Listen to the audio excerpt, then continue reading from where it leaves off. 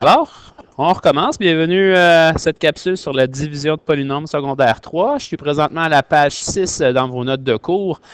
Ça peut varier selon les versions, les versions des notes de cours des années. Rappel sur la division. On commence avec un petit rappel sur la division. On a vu ça en secondaire 2, la division. Par contre, pas tel qu'ils étaient marqués ici. C'est plutôt des exemples, genre je peux rajouter un exemple I ici. En secondaire 2, ce que vous voyez, c'était plutôt 20x divisé par 2. Alors, tout ce qu'on fait, c'est qu'on prend nos coefficients, qui sont les chiffres devant les variables, lorsqu'il y en a, et on les divise. Donc, 20 divisé par 2 nous donne 10. Et pour ce qui est de la variable, on fait simplement la prendre et la recopier. Alors, ma réponse est 10x. La différence en secondaire 3, c'est que nous avons vu ce qu'on appelle les propriétés des exposants. Et lorsque c'était la propriété, lorsqu'on avait une division, on appliquait la propriété numéro 2, qui nous permet, cette propriété-là nous permet de prendre nos exposants et de les soustraire. Et pour pouvoir faire ça, ça nous prend deux conditions. Ça nous prend une division et ça nous prend des bases identiques. Alors, voilà pour la partie révision. Maintenant, ce que ça donne, je procède avec le numéro A. Au numéro A, nous avons une division avec deux bases pareilles, en tout cas pour ce qui est des x. Alors, on peut appliquer la propriété 2 qui nous permet de soustraire les exposants. Donc, 7 et 3 nous donnent 4. Pour ce qui est des coefficients, je parle donc ici des chiffres, des nombres qui sont devant les variables.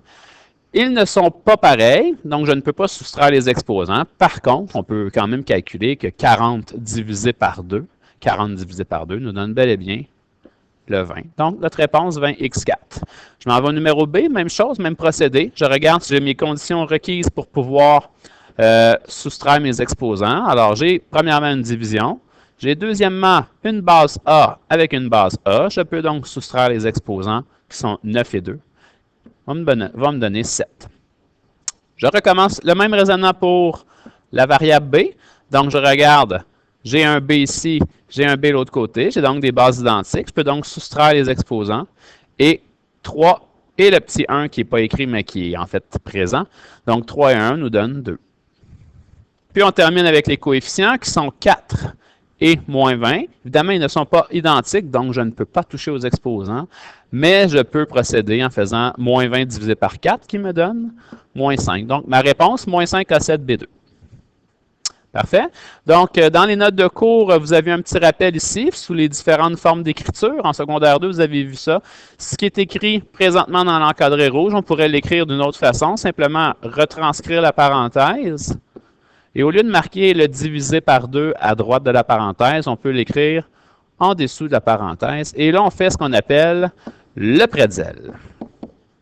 Alors, pour ce qui est du pretzel, on y va à tour de rôle, on prend nos termes et on les divise par le terme qui est, par la constante qui est dans la position du dénominateur. Donc, 12 et 2 me donnent 6. X divisé par rien du tout, on fait simplement recopier le X. Et on recommence de l'autre côté avec le 8 et le 2. 8 divisé par 2 nous donne 4. 4 positif. Alors, on marque un petit plus pour faire le lien entre nos termes. 6x plus 4. Est-ce qu'on peut additionner maintenant ces deux termes-là? La réponse est non, puisqu'ils ne sont pas semblables. N'égale pas terme semblable. Alors, on reste avec cette réponse-là, qui est un binôme, là, 6x plus 4. Voici, ça c'était le secondaire 2. On va descendre un petit peu dans le document. On vous présente donc le même type d'écriture ici pour le niveau secondaire 3. On peut retranscrire le problème encore une fois, comme j'ai dit tantôt, 10x2 moins 6x, entre parenthèses. Et au lieu d'écrire le divisé par 2x derrière la parenthèse, on peut venir l'écrire sous la parenthèse, c'est la même chose. Et on procède, encore une fois, avec le pretzel. Donc, 10 et 2 nous donnent 5.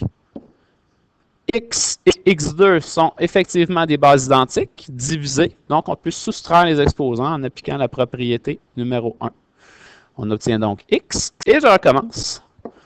Pour le second terme, faire bien attention de venir encercler la soustraction, la négation qui est devant le 6, fait partie de notre calcul. Alors, moins 6 divisé par 2 nous donne moins 3. et x divisé par x. Attention ici, x divisé par x. J'ai deux bases pareilles, j'ai une division. Je peux donc soustraire les exposants, ce qui va me donner x à la 0.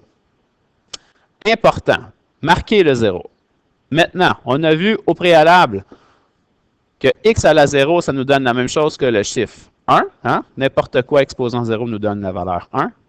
Et entre le x à la 0 et le 3 négatif, il y a un fois. Quand il n'y a rien d'écrit, il y a toujours un fois. Donc, ce qui veut dire que le résultat de tout ça, si je retranscris ce que j'obtiens comme résultat, j'obtiendrai ça ici. Donc, moins 3 fois 1. Moins 3 fois 1, ben, c'est la même chose que moins 3 tout court. Donc, bref,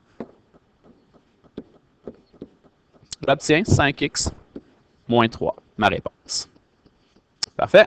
On peut faire les deux problèmes du bas. Maintenant, alors on procède. On peut essayer de faire la soustraction, hein, si vous voulez. Il y a toujours le bon vieux PENMAS qui fonctionne toujours pour savoir l'ordre à respecter. Dans la parenthèse, P pour parenthèse, on ne peut pas faire la soustraction, qui est marquée ici, puisque les termes ne sont pas semblables. Ils se ressemblent, mais ils ne sont pas semblables. Hein, les exposants étant différents. Deuxième étape, exposants. On parle des exposants qui seraient derrière la parenthèse à cette position-ci. Il n'y en a pas dans ce cas-ci. Donc, je reviens. On ne peut pas faire l'exposant, on ne peut pas faire la soustraction non plus. On est rendu donc à la division. Et la division, ben, il y a deux éléments qu'on peut diviser en faisant le pretzel ici. Donc, 24 et 4 nous donnent 6. x5 divisé par x3 nous permet de soustraire les exposants. Y, oups, je ne vois pas c'est quoi l'exposant du Y. Donc, on a Y6. Y6 divisé par Y2 nous donne Y à la 4. On a donc terminé le premier et on recommence avec le second. Alors, 8 négatif. Hein? 8 négatif divisé par 4 nous donne du négatif 2. X4 et X3 nous donnent du X. Et Y3, Y2 nous donnent du Y. Et voici, on a terminé Nous avons terminé notre calcul et ça, c'est notre réponse. Est-ce qu'on peut regrouper des termes semblables? Hein, étant donné qu'on est en présence d'une soustraction, on cherche à avoir des semblables. Ils ne sont pas semblables étant donné que les exposants sont différents. Deuxième calcul, l'écriture est différente. Je vous l'ai dit tantôt, on peut simplement modifier l'écriture. Au lieu d'écrire le divisé par 5xy à droite, on peut le barrer et venir l'écrire en dessous. C'est peut-être plus facile de se rappeler comme ça qu'on doit faire le pretzel. Alors, moins 15 et 5 me donne moins 3. X divisé par X me donne X à la 0 si je soustrais les exposants. Y et Y me donne Y à la 0 si je soustrais les exposants encore une fois. Maintenant, j'ai terminé à gauche, je recommence à droite. Alors, 10 et 5 me donnent positif 2. X2 et X me donnent X. Y2, Y me donne Y. Et le fameux Z, qui n'a pas de diviseur en dessous, on fait simplement que le recopier. Donc, j'obtiens ma réponse. Les deux termes ne sont pas semblables. Je ne peux donc rien faire du tout. Petit détail, par contre, on n'écrira jamais des x à la 0 et des y à la 0 dans notre calcul, dans notre réponse, pardon. Alors, on sait que x à la 0, ça nous donne 1. Y à la 0, ça nous donne aussi 1. Et qu'entre ces deux termes-là, il y avait tantôt un, il n'y avait rien, donc c'est un fois qui est écrit. On peut le retranscrire, fois. Je vais retranscrire aussi le moins 3 et la balance de ma réponse. Donc, si je fais le calcul, je vais juste faire attention, c'est bel et bien un fois ici, là. Donc, si je fais le calcul final, moins 3 fois 1 fois 1, ça me donne bel et bien le moins 3. Et à droite, ça ne change pas, 2x, y, z. On pourrait simplement inverser pour marquer notre réponse finale hein, en ordre de degré. J'ai degré 3 ici, j'ai degré 0. Alors, il faudrait simplement inverser nos deux termes. Donc, j'aurais comme réponse 2x, y, z moins 3.